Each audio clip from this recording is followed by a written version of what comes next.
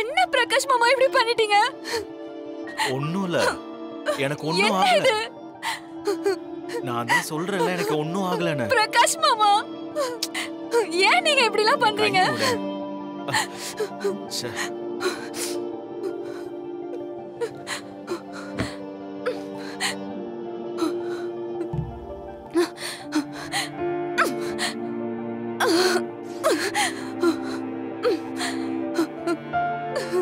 ஏன் பயப்படுற? கடவுளே, நான் சாவறதுக்கு நீங்க என்ன பண்ணி வச்சிருக்கீங்க?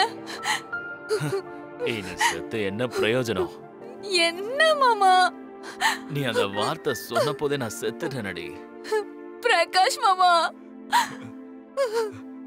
பிரகாஷ் மாமா. என் கோவம்லாம் நான் என்கிட்ட தானே காட்ட முடியும். என்ன மாமா நீங்க இப்படி எல்லாம் பேசுறீங்க? உனக்கும் அடிபட்டுற போது எழுந்துற. வா, ரத்தம் நிறைய வருது, நம்ம ஹாஸ்பிடல் போலாம். ஏந்திரி. வேணாம், விடு. நீங்க வா. அப்புறம் உனக்கு என்ன வேணுமோ நீ பண்ணிக்கோ, நான் எதுக்கும் தடையா வர மாட்டேன். உனக்கு என்ன வேணாலும் பண்ணிக்கோ. நான் அப்படிலாம் மனசுல வச்சு பேசல மாமா. பீரியட் ஒன்று முடிவு எடுத்துட்டேனா பீரியட் தான் நல்லது.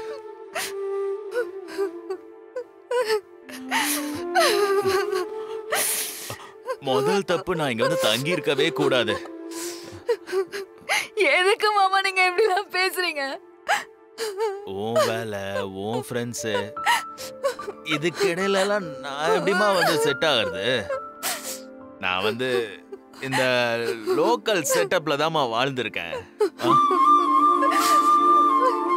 இதெல்லாம் நான் மனசுல கூட நினைச்சு பார்க்கல.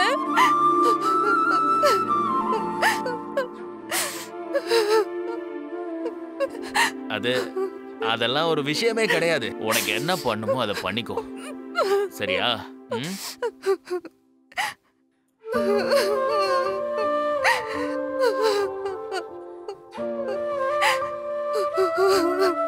அப்புறம் நீ எதுவும் பயப்படாத. எனக்கு சின்ன அடிதான் பட்டிருக்கு, ஒன்னும் ஆகாது. நீ கவலைப்படாத.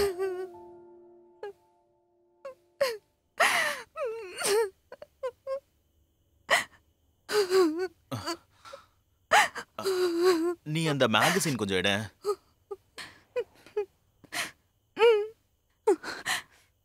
இரு, கால குத்திக்க போகுது. இங்க வந்து உட்கார.